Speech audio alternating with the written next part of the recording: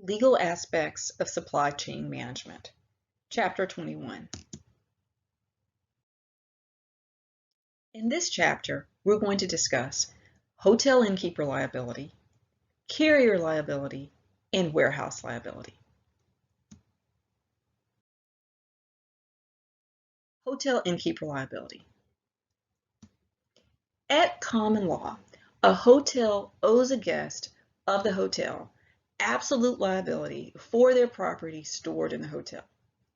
So what are we saying? When you check in as a guest, and as a guest, you are the person purchasing the room, your name is registered on the reservation, you are considered a guest of the hotel.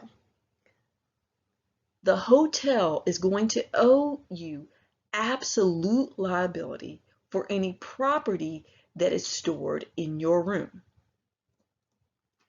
But we've got 5 exceptions. This duty does not extend to non-guests of the hotel. So if you and a group of friends get a hotel room to go to a concert out of town, and only one of you puts your name on the guests as in the check-in, and you don't list that there are other people staying in the room because you're all, privately planning to split the room up, 5 ways to save money, which people do. But if you don't disclose that those other 4 people are in the room, they're not considered guests. And if your luggage is stolen or damaged in the hotel room, only the actual registered guest is going to be covered under this hotel innkeeper liability. Now, this is the liability that exists at common law. This absolute liability for all property stored to the guest in the hotel room. Many states have passed statutes that have changed or altered in some way the hotel's liability. And if they have, they're going to make sure that you are put on notice of this. And it's typically signage is put in your room, on the back of the door. It may be in the hallways, near the elevator, letting you know whether or not and to what extent the hotel has liability for your valuables. A prime limitation is that many hotels require that you put valuables in the hotel safe if you want to have coverage. If you leave valuables in your hotel room, you will not get this absolute liability. And like a regular bailment, the hotel may obtain a lien over property that you leave in the hotel room for unpaid charges. Why? What's going on here? What we are saying is that for the time that you are staying as a guest in a hotel, they are acting as the bailee over the personal property that you leave in your room as you go about your business while you're outside of the hotel. So you are entrusting your personal property into their possession and control while you are away from the hotel. And therefore, they are absolutely liable for the property of a guest that's in the hotel room, unless there's been a limitation by statute or one of 5 exceptions is present for the damage. So, general rule, a hotel owes absolute liability for the personal property of a guest unless one of the 5 exceptions is present. If your property is damaged in the hotel due to an act of God, the hotel is not responsible. So what's an act of God? If your property is damaged due to a hurricane, tornado, flooding, then in that instance, the hotel may be able to escape liability for your property. So they won't have to reimburse you for the damage that occurs to your clothing that's in your room when the hotel is flooded from a hurricane. Public enemy. If the damage that occurred to your personal property in the hotel is due to the act of a public enemy, like terrorism, military insurrection, pretty rare stuff, and also pretty uncontrollable stuff, which is why it's an exception, then the hotel will not be liable for your damage. Third exception, public authority. If the damage that occurred to your property is for some reason as a result of a decision or something declared or made by a public authority, so think our own government in this instance, then you won't have liability covered by the hotel. Inherent nature of the goods. If the damage caused to your personal property is for some reason due to the type of property that you were storing in your hotel room, typical example is food, then the hotel will not be liable. So for instance, let's say you have luggage in your hotel room, but maybe you also had a cake. Maybe you had a cake in a box and you had it in your hotel room and you've been in that hotel for 4 days, and then you notice that your cake has spoiled. You're probably not going to be able to hold the hotel liable for that. And then finally, fault of the guest. If the loss or damage to your property in your hotel room was due to fault of the guest, i.e. the bailer, then the hotel won't be liable. What's an example of this? When people prop open their doors to their hotel room. People are frequently told not to do this. Don't put this door stopper in your door to keep your door open and then go visit with other people in the hotel. This is a prime opportunity for thieves to break into your room, and I'm putting break in quotes because they don't actually have to break into your room when you do this, and take your things. If the hotel can establish that that's why your things were stolen because you had propped your door open, they will not have any liability for your stolen personal property. And it would be because of the fault of the guest. So general rule, hotel owes absolute liability for the personal property of a guest. You must be a guest who is paying to have a room unless one of the 5 exceptions is present. Act of God, public enemy, public authority, inherent nature of the goods, fault of the guest. Remember, a hotel, its purpose is to provide lodging for people who need a room to stay. You are not a guest of the hotel when you go to a hotel for a party or an event. If your personal property is stolen or damaged and you are attending an event at a hotel, you are not a guest for hotel innkeeper liability. You might be able to get coverage under some other theory, like an invitee of the hotel, but you would not be a guest for hotel innkeeper liability.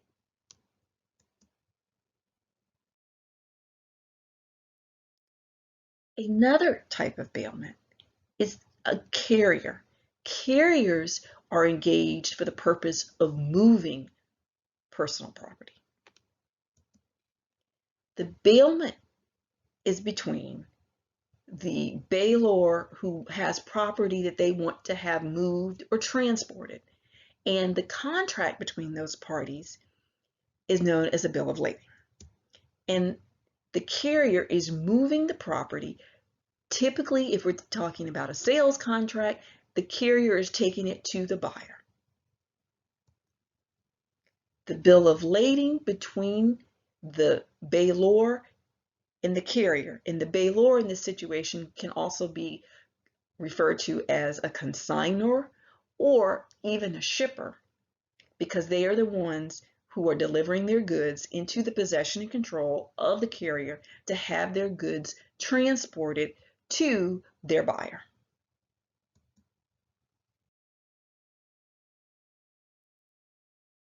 A carrier owes absolute liability for the personal property that they are moving for the consignor. You could also think of them as a bailer if you just want to use one term in your head, unless one of 5 exceptions is present. So again, carrier liability is just like the hotel innkeeper liability. The common carrier owes absolute liability for any personal property that it is transporting, unless one of the 5 exceptions is present. Act of God, public enemy, public authority, inherent nature of the goods, think food spoiling, or due to the fault of the shipper, which is also the consignor or the bailer. What might their fault be? If the bailor packed their own goods, and because of the way they packed them, the goods were more vulnerable or prone to break during shipping. If the carrier could prove that, demonstrate that that's why the goods were damaged while they were being moved, then the carrier would not be liable for the damage. Carrier liability is important. When we look at sales transactions and when you think about business, the reason this chapter is called Legal Aspects of Supply Chain Management is because businesses use carriers to get their goods to their buyers, right? So anybody transacting business has got to understand these concepts and how they work. If you want to move your goods, you want to transport them, then you're going to engage a carrier of some type. There are several kinds of carriers. We can have common carriers, contract, and private, but all of them are engaged in the business of moving your personal property. Now, it's also important that you understand the carrier does not become an owner of your goods. They don't own the goods. They're just transporting them under this agreement that you have. What's different about a carrier contract and a classic bailment is because when you engage a carrier to move your goods, you don't typically want to get them back. You want them to be delivered to a second destination that you will put in the contract. And that's all contained in the bill of lading.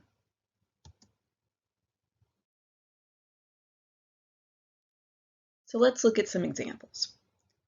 Will the carrier be liable to the shipper? And when I say shipper here, think bailor, consignor. All three of those are synonymous. Because of health concerns, a state health inspector removes goods in the possession of the common carrier. So the bailor, let's assume the bailor is a manufacturer of food products. They engage a common carrier, say UPS, I'm just going to pick one that's a common carrier, to ship some food products to their buyer who is a retailer. But the state health inspector removes the goods from the carrier when they're stopped during inspection. Because as you might have noticed when you travel on the interstate, transfer trucks that you see on the road, and those are common carriers often, they have to stop at checkpoints and be weighed and checked. And this is some of the things that are being checked. Would the carrier be liable here? Is there an exception? Because the general rule is the carrier is going to be liable for all damage that occurs while the personal property is in its possession. What exception might work here? Public authority. A state health inspector who tells the carrier, you can't transport those goods through this state. Well, if the carrier has to remove those goods, that's going to somehow breach the contract, and probably in that bill of lading, the carrier had been directed to get those goods to the buyer by a certain date and time, and now they can't. They're not going to be liable in this instance because the damage that has occurred or the breach that has occurred to their contract is a result of an act of a public authority.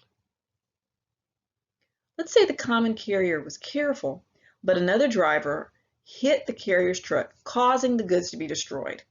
So classic car accident on I-40 with a transfer truck. All the stuff that they are moving is damaged. You might not think about it when you see those accidents, but there's somebody somewhere whose goods those were, who's losing money because all of their stuff is strewn all across the highway. And they want to hold the carrier liable. Can they do it? Yes, they can. The carrier is going to be liable here, and they're going to have to pay. Why? Because this falls under their normal liability. No exception exists here. Having a accident on the interstate while transporting goods is completely foreseeable and part of doing business. And so the carrier would want to have their own insurance to cover them in this type of situation. Let's say the carrier was careful and followed the consignor's instructions completely. And because the goods were perishable, when the goods arrived at the destination, they were spoiled. So the carrier followed the directions of the consignor, baler, shipper. The goods were perishable, and by the time that the carrier arrived at the destination, they were spoiled. Is the carrier liable for those goods? Well, they might be able to claim the exception for the inherent nature of goods for liability. I say might because we need more facts. On just with what we have here, this exception makes sense. Inherent nature of the goods, it's not the carrier's fault that the goods were spoiled. They were perishable, so they were expected to, that they get spoiled. We could add some facts to this scenario that could make the carrier liable. For instance, let's say the goods were perishable, but that's why the consignor had put in the contract with the carrier, they must arrive by 6 a.m. on August 20th. And let's say the carrier was late. The consignor, shipper, baler could claim, no, those goods are damaged not because they were perishable, but because you were late, and by the time you got there, they were spoiled. If you'd been on time, they would not have spoiled.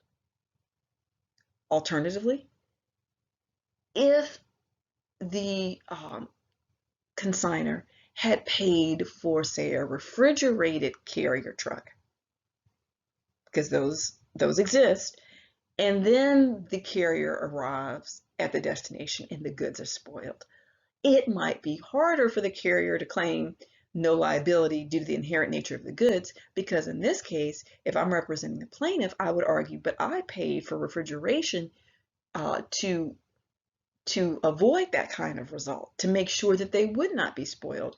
You, carrier, did something wrong, and we don't know what it is, but it's your fault. Now I want to highlight that part about we don't know what it is, but it's your fault. It is almost impossible for a plaintiff to establish what went wrong once the goods are delivered into the possession of the carrier, which is why the law imposes absolute liability on the carrier, because they have clearly exclusive control over the goods while they are transporting them. The consignor, baler, shipper has no idea what's happening with their goods once they're delivered to the carrier and they are being moved.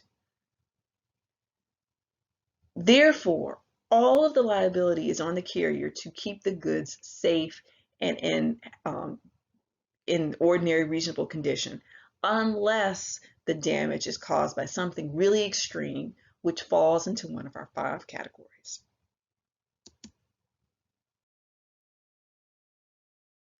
But in the law, we always have balances. And although the carrier has a high degree of liability, absolute liability, for personal property that it is transporting, the law, unless one of the 5 exceptions occurs, the law does allow the carrier to limit its liability in the following ways. And I want to make a point here. I've been talking about trucks because trucks are easy to understand. They're easy for me to draw. But we also have other carriers which you read about. It could be by plane, it could be shipping, because most goods, if they're coming from Asia or from out of the country, because many goods are manufactured in Asia, they're coming first by freight. Freight, but shipping, but and so they're going to come by water first and then be put on trucks. But these rules apply to all the forms of different carriers. So common carriers can limit their liability for the goods by putting a dollar amount on what's being shipped. So even though a carrier owes absolute liability, they're only going to owe absolute liability up to the stated amount that's contained in the bill of lading. And most carriers are going to quote an amount based upon the weight or tonnage that's being shipped. And so they're going to, if you looked at a bill of lading contract, there'd be a dollar amount. So say $100 per ton or $50 per ton, $10 per ton. And so you would know how much you're going to receive based upon the weight of what you're shipping. This amount has nothing to do with value. It's about weight and what the carrier is transporting. And so the shipper or consigner knows up front how much the carrier would pay them if what's being shipped is lost or damaged. And conversely, the carrier knows as well. This dollar amount that's contained in the bill of lading, that's based upon the weight and based upon a formula, is almost never going to cover the actual value of what's being shipped. So what do parties do? They get insurance. You get insurance for the excess because you know the carrier is going to have an X amount based upon the formula contained in the bill of lading that may not cover and make the shipper whole. Also, just like other bailments we've talked about, what if the consigner never pays or doesn't pay the total amount for what's being shipped? The carrier can get a lien for unpaid transportation and service charges, demurrage, which is the cost of preserving the goods, and they can also wrap in the cost and money they expend to enforce the lien, i.e. their legal charges. All of those can be pursued by the carrier against a consignor who doesn't pay. They've got a lien so they could sell the personal property that they have in their possession to cover it, and they could add in their legal fees if they needed to.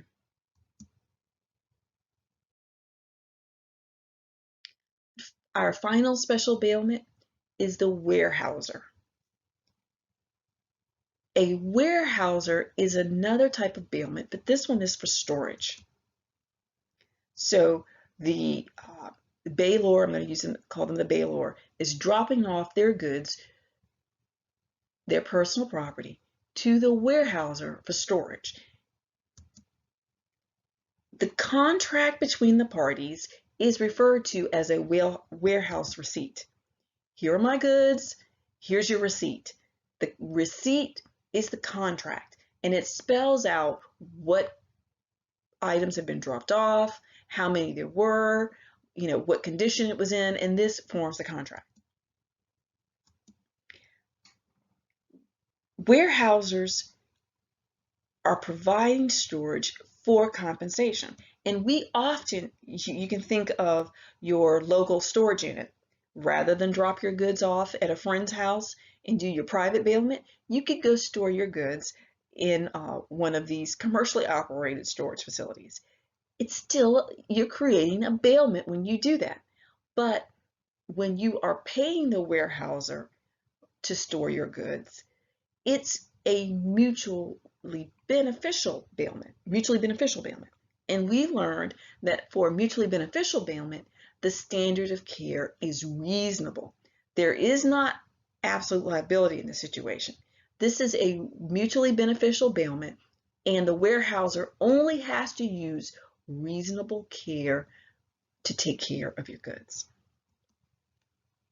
And just like a carrier and just like a hotel innkeeper, a warehouser can limit their liability for your goods, and they can obtain a lien on your property, i.e. sell those goods and personal property and things that you store if you never come back or if you don't pay. So I hope that you see the commonalities between these bailment relationships. We had a classic bailment. I dropped my boxes off at my friend's house over the summer. If my friend is doing it for free, that is a benefit for the sole benefit of the bailor. They only owe me slight care. I'd have to prove extreme negligence on their part if my things are damaged while I'm away. If I go to a hotel and I'm a guest, I'm staying there for lodging in a room, and I'm delivering my personal property into the room, which is in their possession and control, and they are aware that I'm a hotel guest, they owe absolute liability over my personal property unless one of 5 exceptions is present. Those exceptions are act of God, public authority, public enemy, inherent nature of the goods, or fault of the guest. If I am engaging a carrier to transport my personal property, I can do this personally as a person moving things. If I hire Mayflower moving to ship my goods to my new home, that is a carrier, it's a common carrier. Or if I am a manufacturer making goods and I want to transport my goods to my buyer who's located across the country, I can engage a carrier. It could be common or private or contract. That carrier owes absolute liability for the personal property that's being transported to my buyer, unless one of the 5 exceptions is present: act of God, public enemy, public authority, inherent nature of the goods, or fault of the shipper. If I am boxing up my own goods and I don't pack them well and then they all break, that would be fault of the shipper and the carrier would not be liable. And then this final type of bailment is the warehouser. This is a bailment arrangement for storage, where the warehouser is providing storage. They may not necessarily be giving you your things back. So that's why all of the bailments in this chapter were considered special bailments, because the agreement was not necessarily to have things returned in every situation. With the carrier, the agreement is to have the personal property delivered somewhere. In the warehouser, the agreement is to have the goods stored, but you are paying for this storage and it's a reasonable care because it's a mutually beneficial bailment.